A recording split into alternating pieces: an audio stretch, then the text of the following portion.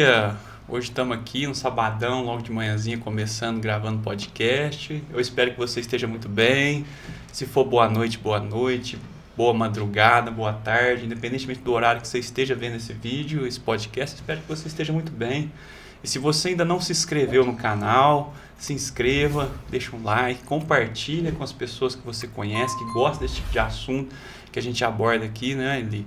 Assuntos que elevam aí a pessoa, empodera, traz cada vez mais consciência e conhecimento sobre o seu potencial humano, que a ideia aqui é essa. Como a gente diz, a gente está trazendo o Evangelho de João, esse começo, porque nós, na nossa sociedade, a maioria das pessoas são cristãos, então a gente precisa de trabalhar essa crença religiosa de uma forma de empoderar o ser humano. A ideia é isso. Então, como a gente está aqui estudando o Evangelho de João, discutindo algumas coisinhas, hoje a gente vai começar já no versículo 6, que no episódio passado a gente falou sobre trevas, que foi o versículo 5, né? E a luz brilha na treva, e a treva não a reteve, não a compreendeu, não a reconheceu. Agora no versículo 6, a gente já começa falando sobre um personagem que vai aparecer aqui, que não é o João Evangelista. Então ele fala o seguinte no versículo 6: houve um homem enviado de Deus, cujo nome era João.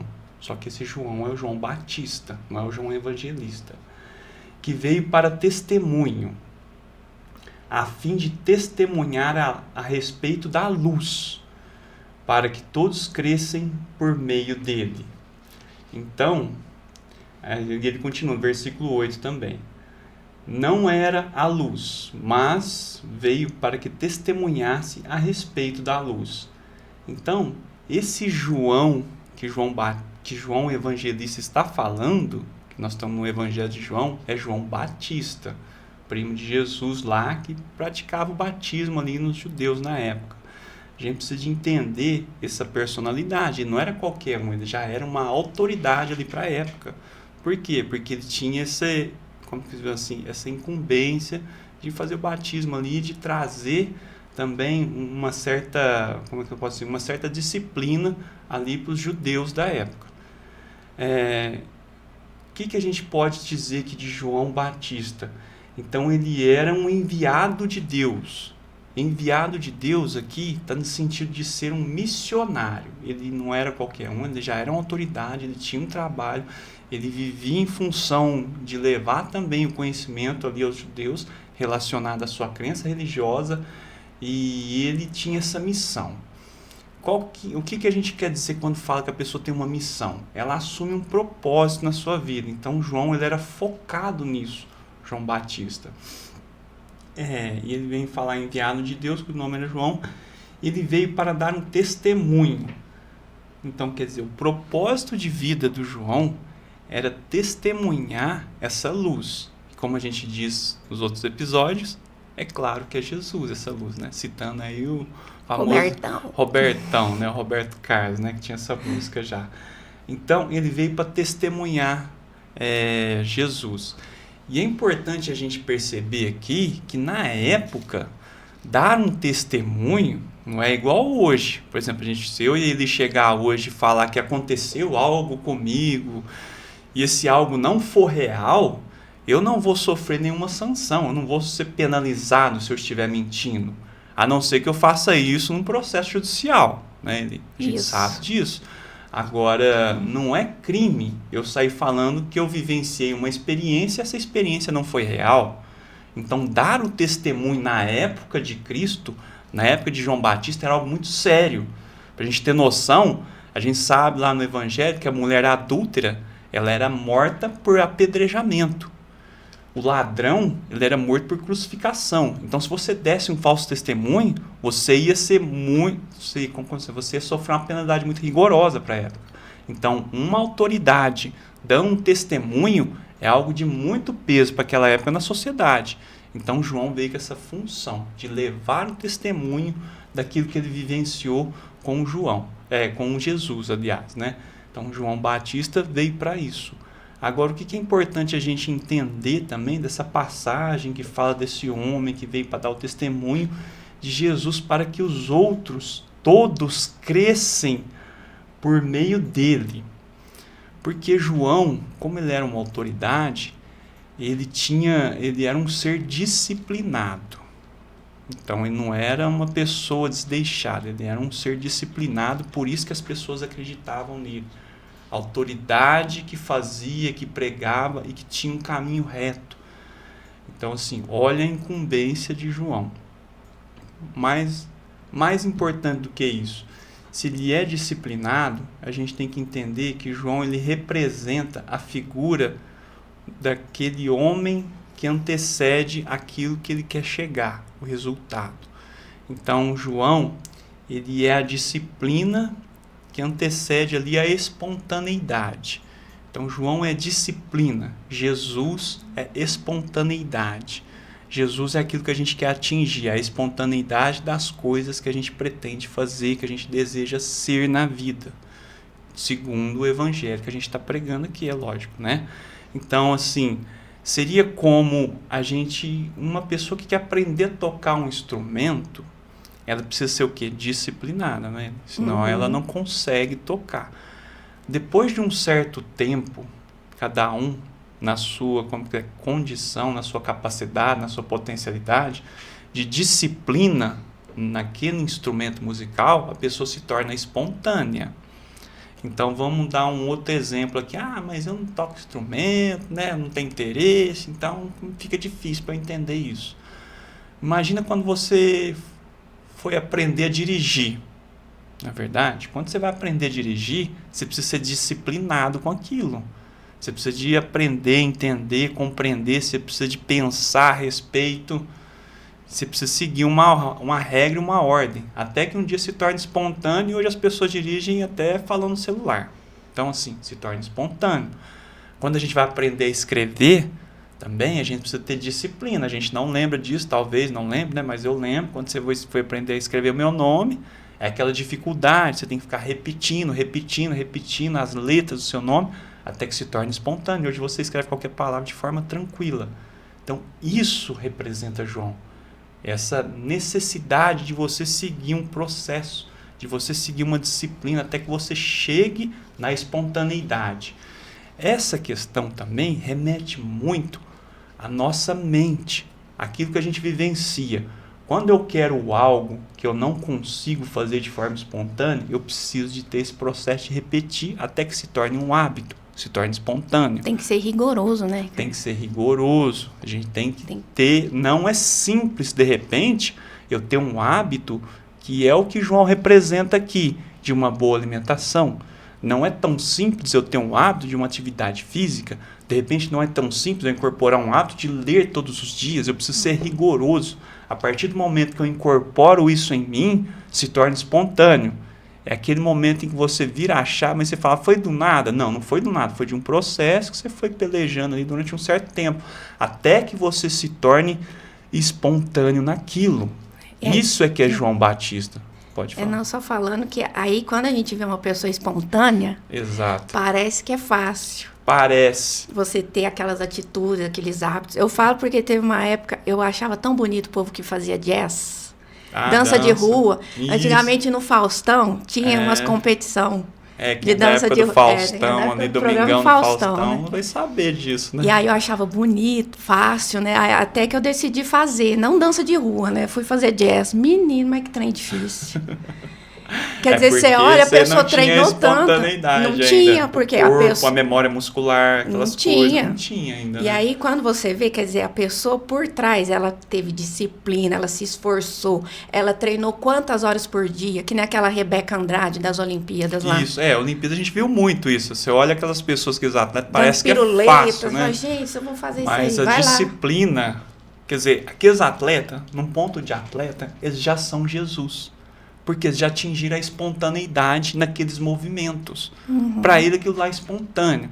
Então, ali é um exemplo excelente, que a Olimpíada foi há pouco tempo, né? Então, tá bem fresco na memória das pessoas. E o quê? Você vê lá um atleta andando de skate. Nossa, fácil, né? Sobe no skate. Não, eu não fico inteiro no skate, né? Então, aí, para essa pessoa, naquele ponto, ela já é Jesus. Ela já é espontânea. Mas antes a pessoa de ser João Batista, disciplinado. para dar o testemunho. João Batista não se representa, né? Não se representa. Nós somos João Batista quando a gente está nos nossos vícios. Vícios morais, vícios físicos, tudo aquilo que a gente faz que de qualquer forma ainda não é bom para nós, nós precisamos transformar isso em nós. Nós precisamos de co-criar uma realidade diferente, não é verdade? Como a gente já falou aqui há algum tempo. A gente precisa de co-criar essa realidade diferente, então é difícil, não é fácil. Vamos falar, precisa de ter disciplina. E a disciplina, por mais que pareça assim algo que é muito dito, a disciplina é ela que traz motivação para nós. Porque a partir do momento que você consegue ver algum resultado com aquilo que você está disciplinado, aquilo que te traz motivação. Não é a gente ficar ouvindo música ou vendo vídeo que inspiram, não. O que traz realmente motivação para a gente é a disciplina, porque a disciplina vai te trazer algum resultado. E aí sim você fica mais animado com aquilo e persiste naquele processo que você quer alcançar. Seja qualquer coisa que a gente queira superar na nossa vida. Então, pegando esse exemplo, por que eu falei que isso tem a ver com a nossa mente? Porque Jesus ele trouxe muita coisa de leis mentais que a gente não percebe, muitas vezes está embutida ali no ensinamento. Quando a gente raciocina em algo que eu entendo, que eu preciso mudar, transformar, eu preciso ter disciplina daquilo, eu estou consciente. Então, estou trabalhando com a minha razão, com o meu raciocínio. A partir do momento em que eu incorporo isso na minha vida, que se torna espontâneo, eu jogo esse ato, esse hábito para o meu subconsciente. Porque é um sistema do nosso cérebro de proteção, de defesa e até de economia de energia. Você não precisa pensar igual eu disse para você escrever. Você não precisa pensar mais, porque eu quero dizer pensar o seguinte, como é que eu faço o R de Ricardo? Não precisa pensar, já é automático. Entrou no automatismo, foi para o subconsciente. Então, essa espontaneidade de Jesus em relação ao amor, por exemplo, já está incorporado no ser dele, está no seu subconsciente. Então, essa é a luta do discípulo ali, né, com relação ao mestre, de seguir os passos, por isso que ele falava, eu sou o caminho, a verdade e a luz, eu seguir esses passos para atingir aquela espontaneidade, para eu fazer o quê? De forma consciente, eu entendendo, compreendendo, raciocinando o que é melhor para mim, e eu chegando naquilo, e aí eu me esforçando, tendo disciplina em relação àquilo, eu chego naquele resultado. Então, João é trabalho, Jesus é resultado. A gente pode pegar aqui alguns exemplos que eu anotei. Ó. João, por exemplo, é justiça, Jesus é amor, porque não tem como existir amor sem justiça. Agora, a partir do momento que eu começo a exercitar a justiça na minha vida, eu começo a fazer o quê? Dar a cada um que é seu segundo as suas obras. Ou tratar os diferentes de forma diferente na medida que eles se desigualam, os diferentes. Então eu começo a aplicar a justiça e eu entendo que é um amor de verdade. Outra coisa que eu anotei aqui que é interessante, não há paz sem equilíbrio, então a gente precisa exercitar o equilíbrio, ser disciplinado no equilíbrio até que a gente atinja a paz. Outra coisa muito forte, porque a gente, por exemplo, passa assim, João Batista veio dar testemunho, ele era disciplinado, Jesus é espontâneo. Tá, mas muita gente busca a espiritualidade, não é verdade? Uhum. A gente busca um ser assim, espiritual, aquela coisa, mas foge da realidade.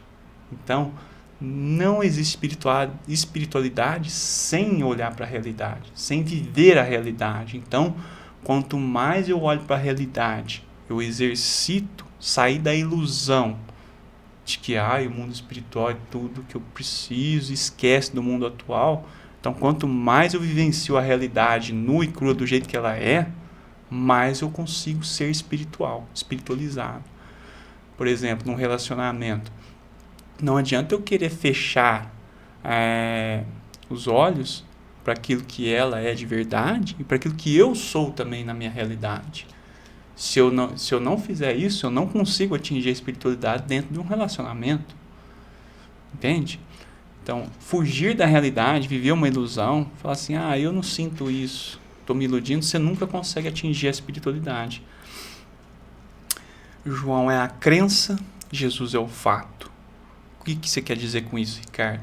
Para a gente conseguir realmente incorporar algo, tornar algo um fato, eu preciso de acreditar que eu sou capaz de realizar aquilo.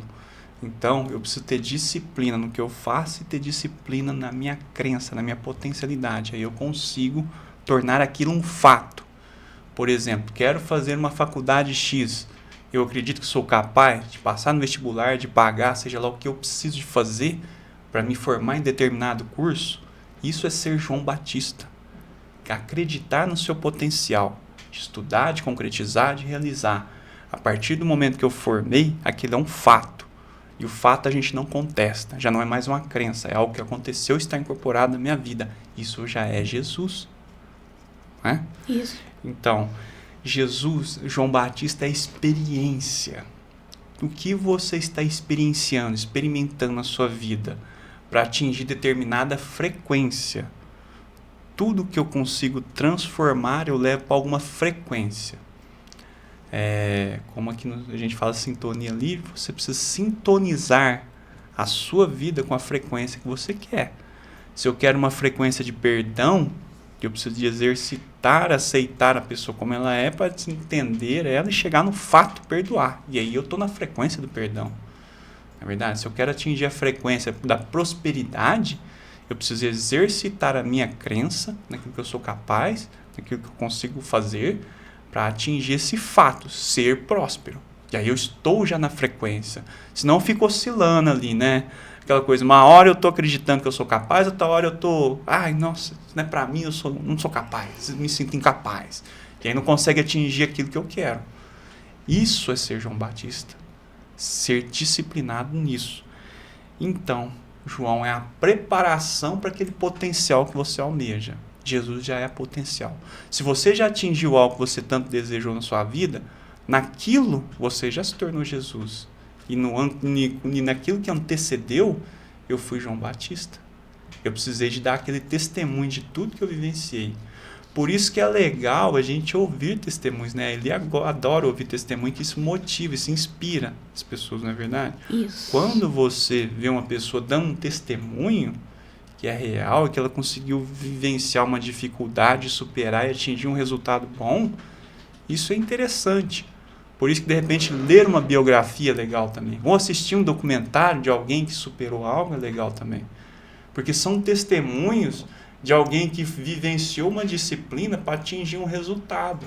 Então, você tem João Batista chegando ali em Jesus. Então, essa é a ideia desse versículo de 6 a 8. E aí eu te pergunto, o que você tem experienciado, experimentado hoje, está te levando àquilo que você deseja? Está te levando ao resultado que você busca? A gente precisa de fazer essa análise, essa reflexão, essa autoanálise. O que eu estou vivenciando, o que eu estou experimentando, o que eu estou fazendo vai me levar ao resultado que eu quero? Então, eu estou sendo João Batista para atingir Jesus nos meus desejos? Então, isso é importante a gente fixar, tá bom?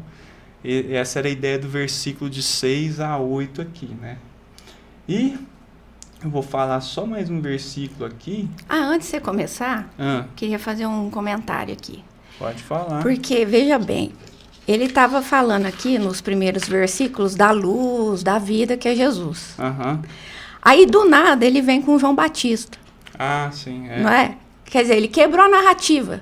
Eu estava falando de Jesus, quando ele coloca um João Batista aí no meio. Por que isso? O que a gente pode entender? Porque João, ele está querendo... João Evangelista. João, é bom separar, né? Porque João Evangelista. Tá narrando e ele vai falar de João Batista. Exato. Ele está querendo colocar o nosso pé no chão. Isso. Mostrando o quê? Para você atingir uma meta, você não pode ficar sentadão lá esperando. Você tem que o quê? Agir. Por isso que Jesus falou, João Batista está representando a disciplina, ou seja, o trabalho. Por isso que ele fala, o trabalho, o esforço, não é às vezes é doloroso você atingir a espontaneidade. Tanto que, como a gente falou lá das Olimpíadas... quando é vício, né? Quando é vício, porque nós temos... Às vezes a gente está incorporado, a gente gosta daquilo. É prazeroso o vício, querendo ou não. Eu sei que eu já fumei. Você fica acomodado. É gostoso, não é ruim, não. Como se assim, o ato de fumar, o ato de beber, às vezes muita coisa comer em excesso, a gente está acostumado com aquilo. É doloroso, né? Que nem a gente estava falando das pessoas das Olimpíadas lá, né? Da Rebeca Andrade. Vai ver o pé daquele povo. Ou de uma bailarina. Tudo machucado, zoado, aqueles pés. Por quê? teve disciplina, teve esforço. Então, o João Batista não é simples, está representando as nossas lutas, os desertos que nós vivemos, que nós temos dentro de nós, a aridez. Quer dizer, que nem o Ricardo falou, o vício mental, vício alimentar, vício sexual, tudo isso, gente. Também. Não é? Então, ele fez essa quebra de narrativa para falar assim, gente, vamos pôr o pé no chão. Tem que trabalhar. Para você ser espontâneo, você tem que trabalhar. E o que acontece? Por que ele testifica? Aqui no meu fala de testificar. Tem umas versões testemunhar, que é né? Testemunhar, testificar. Por quê? Porque lá no fundo, tem uma voz falando dentro da gente que é bom. Que você vai ser recompensado. Por quê, gente? Se você for analisar o mundo de uma maneira fria, você fala, gente, não compensa ser assim. Porque é uma bagunça danada, um povo esquisito, faz o que quer. Quer dizer, tá mas tudo lá... certo, né? Parece que dá bem, fundo, aquele mundo assim que a gente olha assim, o mundo é dos espertos, né? Tem esse ditado. Tem algo lá no fundo que te chama. Que fala assim, vai ser bom. Aquela vozinha. Aquela vozinha que fica ali, alguns chamam de intuição, qualquer coisa que você pode chamar. Quer dizer, tá te chamando. Vamos trabalhar, porque... Que nem ele falou, você sai do equilíbrio, você vai para a paz, você se torna espontâneo. E isso, quando você se torna espontâneo, é algo natural, não é pesado. Não é verdade? Porque que nem ele deu o exemplo do dirigir. Eu trabalhei muitos anos lá em Cajuru. Eu pegava a estrada todo dia. Para mim, eu caí tanto no automatismo que às vezes eu chegava lá, eu nem sei como é que eu cheguei, gente, porque eu ia pensando em N coisas, mesmo, menos que eu estava dirigindo. Quer dizer, é tão espontâneo que você vai fazendo. Aí, às vezes, no começo tinha aquele medo de pegar a rodovia, de ultrapassar caminhão, né? De repente, não é algo pesado. É espontâneo. Você simplesmente você faz, porque aquilo incorporou. Exato. Né? E esse é o verdadeiro chegar a atingir Jesus em todos os aspectos da nossa vida, né? Então, a gente está sempre em busca aí de atingir o que Jesus já era, né? Na sua plenitude. Enfim, né? Seguindo aqui, no versículo 9, ele vai falar assim, ele, no caso Jesus... era a luz verdadeira, que ilumina todo homem que vem para o mundo, ou que vem ao mundo. Aí, então, o que é interessante aqui desse versículo, né?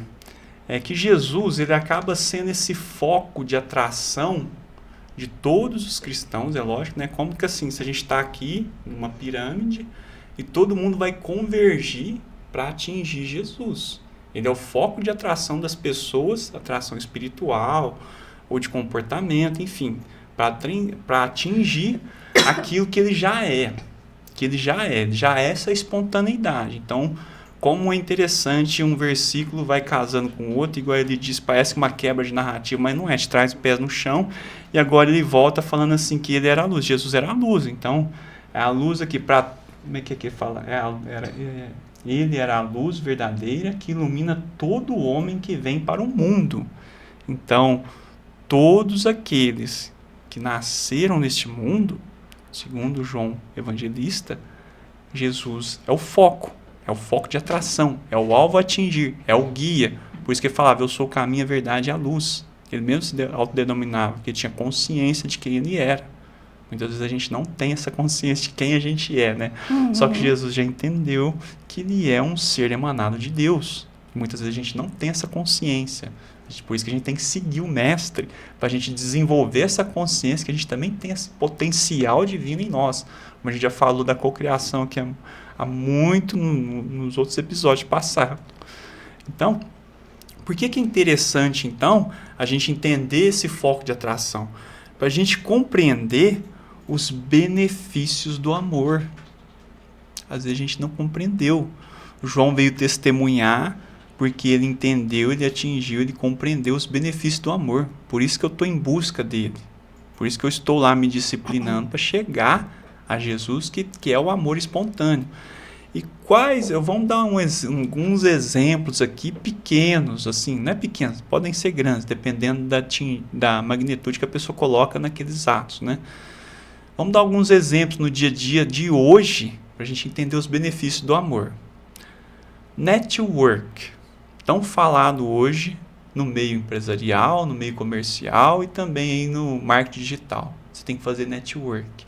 O que é network? É criar uma rede de trabalho para você prosperar e assim prosperar as outras pessoas.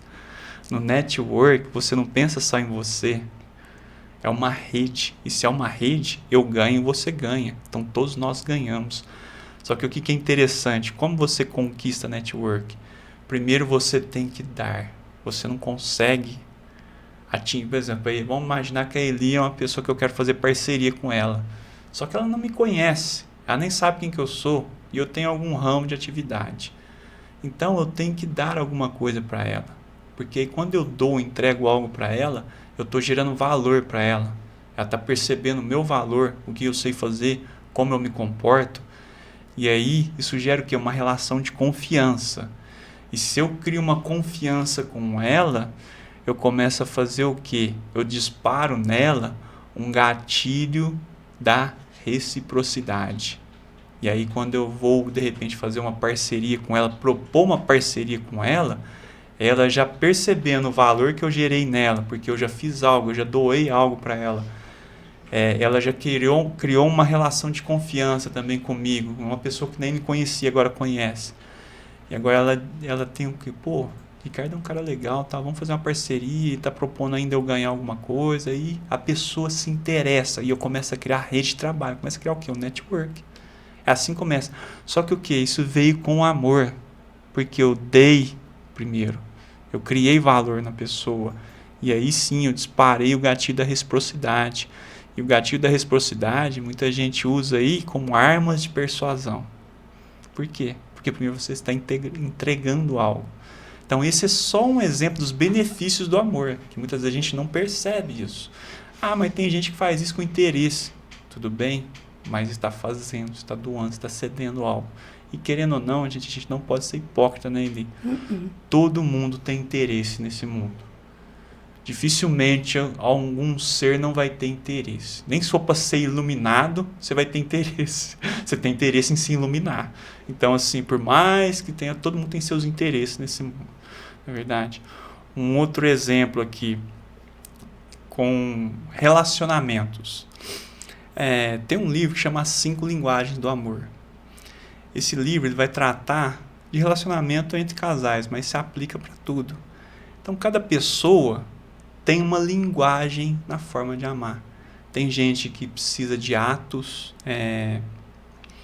de serviço, que é o que? A pessoa se sente amada quando eu faço algo para ajudar ela.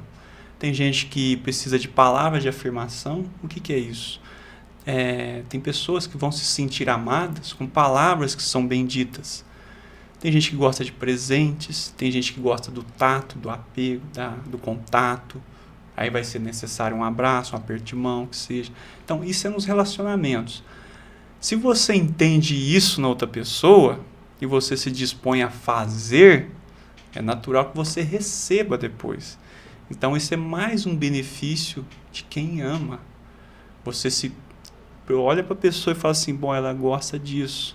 E aí você começa a fazer aquilo que a pessoa gosta. Você se preocupa em entender a linguagem do amor da outra pessoa. Então, assim, e você é natural, e esse livro conta isso muito bem, de vários tratamentos que essa pessoa fez, que é o Gary Chapman. Ele fazia tratamento com casais, assim, por isso que ele criou esse livro. Ele fala tanto que isso trouxe benefício para vários casais. Olha que interessante.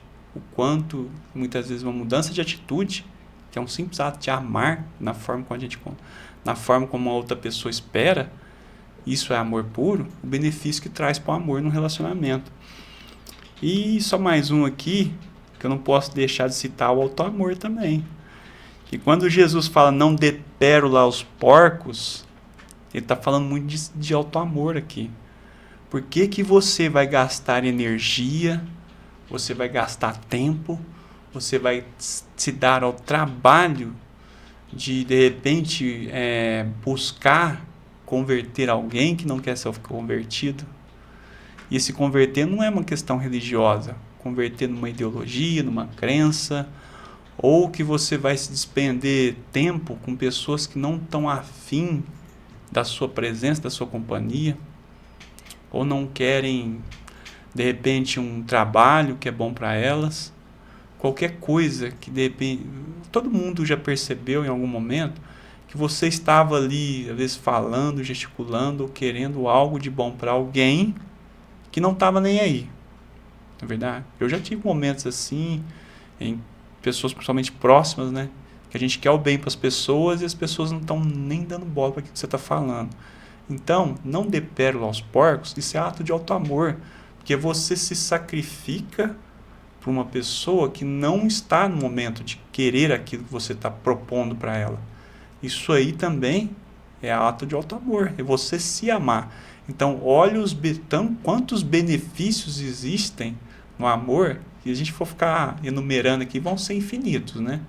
Então, assim, esse também é mais um exemplo aqui para a gente dizer por que Jesus tem que iluminar todo homem que está nesse mundo.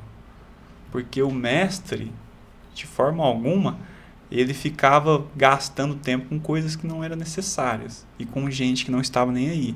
Só para finalizar, você acha que todo aleijado que estava perto de Jesus ia atrás dele correndo, falando, mestre, me cura, me cura? Não, tinha gente que viu Jesus lá e não ia atrás, falando, eu não acredito nesse cara. E eu também perdia tempo com essas pessoas. Perdia tempo com quem estava interessado em ouvir e receber aquilo que ele tinha para dar. Agora, seguindo aí, né, Eli? Eli vai falar o 10, né? Agora começa no 10, né? Mas antes de seguir aqui, na hora que eu estava lendo, me veio assim, né? Esse 9 aí, que ele fala de luz verdadeira. Eu pensei assim, será que existe uma luz falsa? Não é? Boa pergunta. Aí eu comecei a pensar assim, bom, quando a gente fala de luz, você pode entender como a centelha divina, né? A centelha divina, o Cristo interno, aqui fala muito de Cristo interno, o Espírito, que é o quê?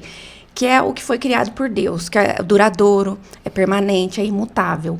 Agora, por que ele chama de luz verdadeira? Porque nele não tinha obstáculos. A luz, ele não tinha obstáculos, ele não tinha distorções. Né? Não é opaco também. Não é opaco, quer dizer, nele a luz flui. Por quê? Porque ele está numa comunhão indescritível com Deus, então a luz flui. Pensa em algo assim, você abre a torneira, a água vai fluindo. Se tem algum obstáculo, ela já não sai com aquela fluidez. Quer dizer, então a luz, todo mundo tem a luz, só que nele a luz simplesmente ilumina, sem distorções. Então você pensa numa fonte de luz, num ambiente igual a gente está aqui, não tem obstáculo, ela ilumina. E se você for pensar na fonte de luz em relação ao ambiente, o ambiente é bem maior que a fonte. Então, sim, quando não tem obstáculo, a luz ilumina. E nós, no caso, que também somos luz, que nós temos o Cristo interno, o eu maior, o eu superior, né? Cada um dá um nome. O que acontece? Por que não ilumina? Porque a gente ainda tem obstáculos. Porque a gente ainda está no João Batista, nas nossas lutas, nos nossos desertos. A gente pode entender como isso também. E aí, prosseguindo aqui no 10, ele fala assim, estava no mundo e o mundo foi feito por ele e o mundo não o conheceu. Aqui, quando ele fala, e o mundo foi feito por ele, essa parte aqui vai ao encontro do que a gente falou nos outros vídeos. Porque a gente não falou do Logos, do Verbo, do co-criador. Jesus, a gente falou que era um co-criador em plano maior. Que ele já faz a vontade de Deus. Então, um co-criador em plano maior, o quê? Forma mundos. A gente falou do conselho do Altíssimo. Aqui vai ao encontro do que a gente falou. Aqui está falando, gente. O mundo foi feito por ele. E o mundo não o conheceu. Veio para o que era seu e os seus não o receberam. Eu já estou lá no 11. Veja bem, gente. Quando ele fala assim, veio para o que era seu. Seu o quê? Seu compromisso. Ele tinha um compromisso. Ele tinha uma missão. E aí ele fala, e os seus não receberam. Isso aqui é quase um desabafo de João. Os seus quem? Onde que ele nasceu? Em Jerusalém, os hebreus. A maioria, o povo dele não conheceu, não recepcionou, não aproveitou a mensagem que ele tinha para dar. E quando ele fala assim, o mundo não o conheceu, a gente pode estender para hoje. Hoje conhece? Porque, gente, a gente tem que pensar assim, vamos expandir mais, né? A gente está falando de Jesus aqui, mas pensa você dentro da sua casa, com seu pai, com a sua mãe. Às vezes a pessoa te dá um conselho, fala algo, fulano, olha, você está seguindo por esse caminho, vai ter esse resultado, você ouve? Não, por quê? Porque a gente é teimoso. é resistente, orgulhoso. A pessoa ela já conhece os resultados, né? Porque ela já vivenciou algo parecido, não é igual, mas são coisas semelhantes que ela já tem uma experiência de vida. Ela fala, isso vai te levar para tal caminho, o resultado vai ser esse, não vai ser bom. Justamente. É a pessoa da bola? Não dá. Não dá. Não acolhe. Eu já... Minha mãe às vezes falava as coisas, eu não dava bola, mas era batata. Batata já é né? Então, é nesse sentido que ele está falando. Né? Porque como ele era a luz verdadeira, ele já iluminava. Quer dizer, as pessoas tinham que ter aproveitado. O que você tem para me dizer? Ouvir, pelo menos ouvir. Porque hoje em dia, vamos trazer para hoje, nem ouve. Não. As pessoas não ouvem, não têm respeito nem que você fala. Quer dizer, você encurtaria o caminho. Né? Porque se você conversa com alguém que já atingiu um objetivo que às vezes você tem vontade, o que você tem que fazer? Ouvir. O que você fez, meu amigo? Pra você atingir. Eu tô querendo chegar aí. Isso aí entra na questão do sábio, né? Quem que é o sábio? O sábio é aquele que aprende com os erros dos outros. Porque você não precisa passar por aquilo. Essa é uma pessoa que tem sabedoria. Mas o orgulho muitas vezes não deixa, né? Aí é que entra um vício moral também, né? Também. Exato. E aí continua. E você quer falar alguma coisa? Já que você vai falar, eu acho que essa questão também, eu acho não, com certeza, né? Ele veio para os seus e os seus não acolheram, né? Existe aqui, muitas vezes, quando as pessoas não acolhem aquilo que a gente está mostrando, né? Que a gente não é recebido, não é recepcionado, ou não é abraçado, ou não consegue ser incorporado num grupo, muitas vezes a gente fica triste, decepcionado, aquela coisa, né? Você acha que Jesus teve isso? Você acha que Jesus ficou assim, se sentindo rejeitado? Se Jesus fosse mimizento, hein? Igual o povo é hoje, não. Me rejeitou, não vou mais. Não vou ajudar mais esse povo, virar as costas e vai embora. Tá tudo lascado, gente. Exato. Que vergonha, hein? Exatamente. Que vexame. É isso que eu quero entrar. Existe aqui uma necessidade de aprovação. Jesus não tinha isso. Os seus não o acolherem, mesmo assim ele seguiu. Ele continuou o trabalho dele. No trabalho dele. Por isso que ele é o resultado que a gente quer alcançar. Quantas vezes as pessoas deixam de fazer algo porque não vai ser acolhido, não vai ser recepcionado, vai ser rejeitado. Isso. E aí gera um medo de rejeição. E por aí vai, né?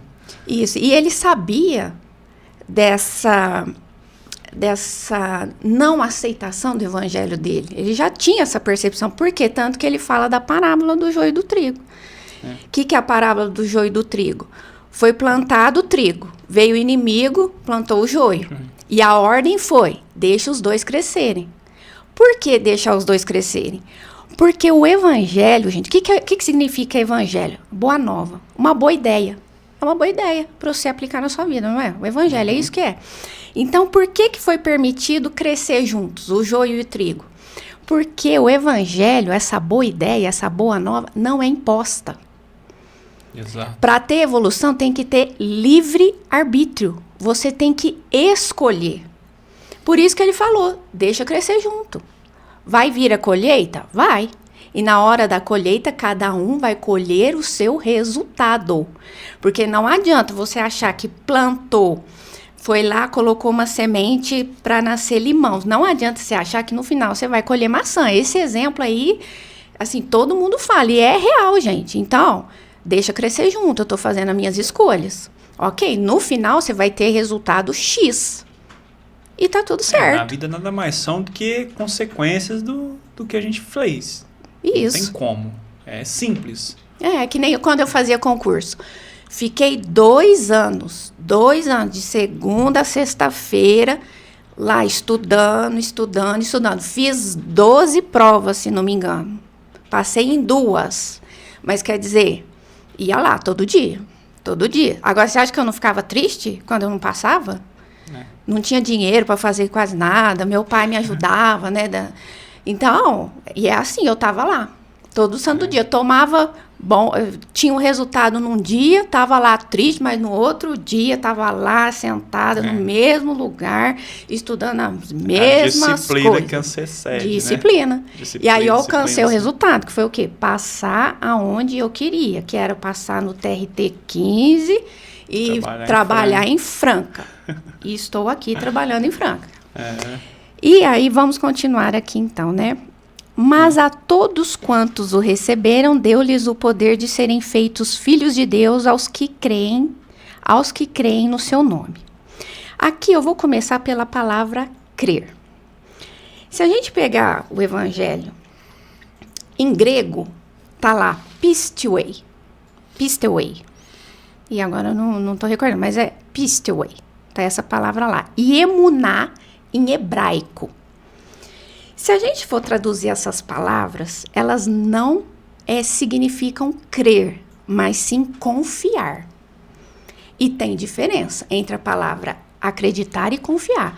Porque confiar é algo mais profundo. Sim. Você confia em alguém que você tem uma relação íntima. Você sabe qual que é a daquela pessoa. Qual que é a ideia daquela pessoa. Você tem uma relação íntima com ela. Que é diferente de acreditar. Acreditar é mais superficial. Por que eu estou falando isso? Senão a gente não ia acreditar em gente mentirosa. A gente não ia cair em golpe.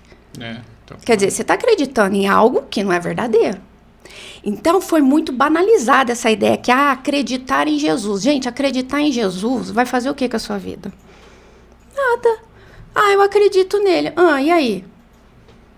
Nada. Confiar é diferente. Confiar, você cria uma relação íntima. Você sabe qual que é a da pessoa. O que ela pensa. Quais são as emoções dela. O que ela fez. E aí, mais aqui é a seguinte, creem no seu nome. Nome é outra coisa interessante, porque na cultura hebraica, o nome, ele é algo muito simbólico. O nome expressa a missão de vida daquela pessoa. O nome vai refletir a missão dela. Tanto que a gente, vou ler lá o que está em Gênesis, no versículo 17. Só um pedacinho para a gente entender essa questão do nome. Versículo 17... Capítulo 1, né? É capítulo 17, versículo 3. Eu vou começar aqui, Tá. Deus muda o nome de Abrão. Olha o que ele fala. Então caiu Abrão sobre o seu rosto e falou Deus com ele, dizendo: quanto a mim, eis a minha aliança contigo. Serás o pai de muitas nações. E não se chamará mais o teu nome Abrão, mas Abraão será o teu nome, porque por pai de muitas nações te tenho posto. O que aconteceu? O que acontece? Como o nome reflete a missão da pessoa, quer dizer, qual que foi a missão que foi dada a Abraão? Estruturar o monoteísmo, ser o fundador do monoteísmo, por isso que mudou de nome. De Abrão, ele foi ser chamado de Abraão. Por quê? Para refletir a missão que ele tinha a partir daquele momento. E o que significa Abraão? Está escrito aqui, pai de muitas nações. Então, o nome reflete a missão da pessoa. E Jesus, que nem Jesus, não era Jesus que ele foi chamado lá em Jerusalém. O nome dele era Yeshua. E o que significa Yeshua? Salvação. Agora, salvação, gente, não é no sentido assim, a gente tem que parar com esse negócio de achar, de ficar sentadão, passivo. Sentadão achando que Jesus vai vir aqui estender a mãozinha pra gente e levar a gente pra um lugar bacana aí. Gente, não é assim. Quando ele fala salvação, ele veio mostrar o caminho. Por isso que a gente fala que ele é guia e modelo. Ele veio dar a receita. Isso daqui, gente, é um livro de receitas. Como que você faz para você ser uma pessoa melhor, para você ter um padrão espiritual melhor, tá aqui. E aí você vai fazer o quê? Agir. Você vai agir. Então, o que acontece aqui, creem no seu nome é confiar na sua missão.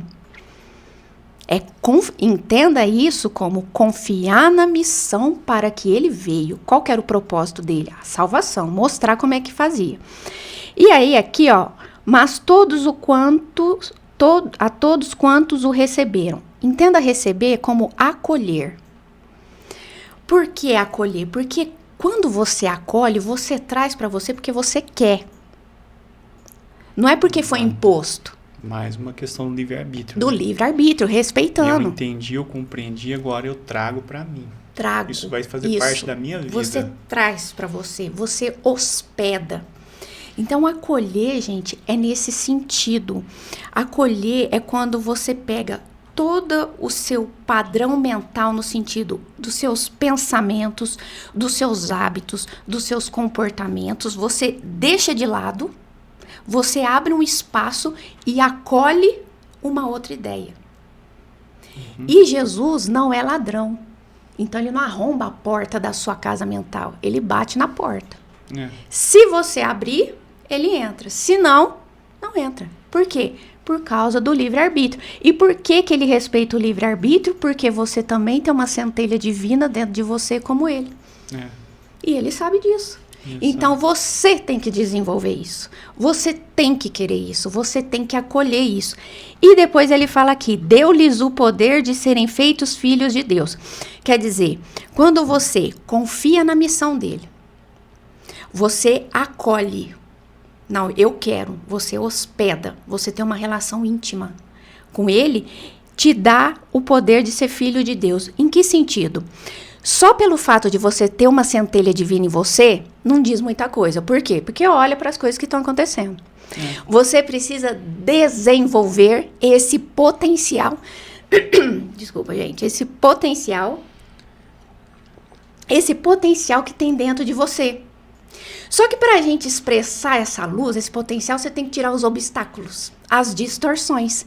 E ele vai servir como guia e modelo. Porque eu olho para ele e falo assim, é assim que faz? Então eu vou fazer também para eu ter isso também.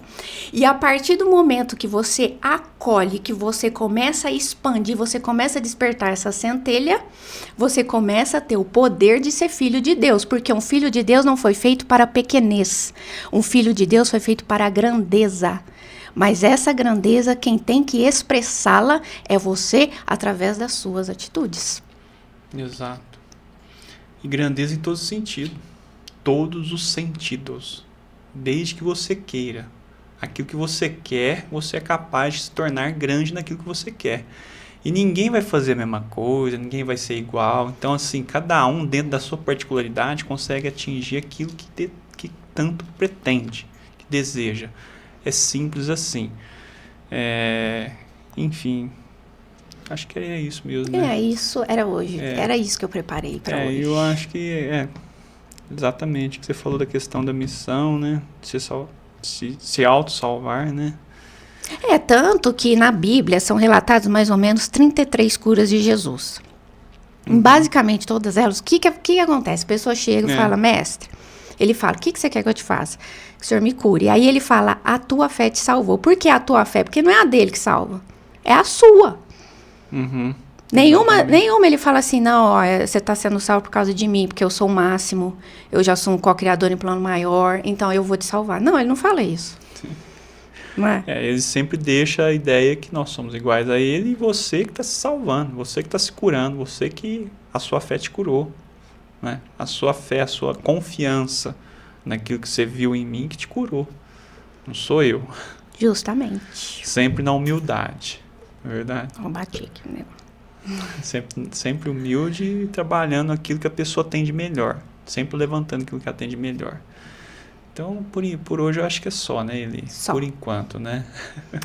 E se você ainda não viu os outros capítulos, os outros episódios, aliás, veja, que aqui é uma sequência. E como a gente quer modelar Jesus, a gente está só começando o Evangelho de João. Então, a gente vai entender a vida de Jesus daqui para frente. A gente vai entender o que ele faz, como ele pensa, como ele se sente. Porque a gente precisa conhecer esse ser para eu modelar ele, para eu fazer como ele. Não fazer igual, mas fazer como. Aplicar aquilo que for semelhante na minha vida. Né? Então, essa era a mensagem de hoje. Curta, compartilhe, se inscreva no nosso canal e até uma próxima. Um abraço, gente.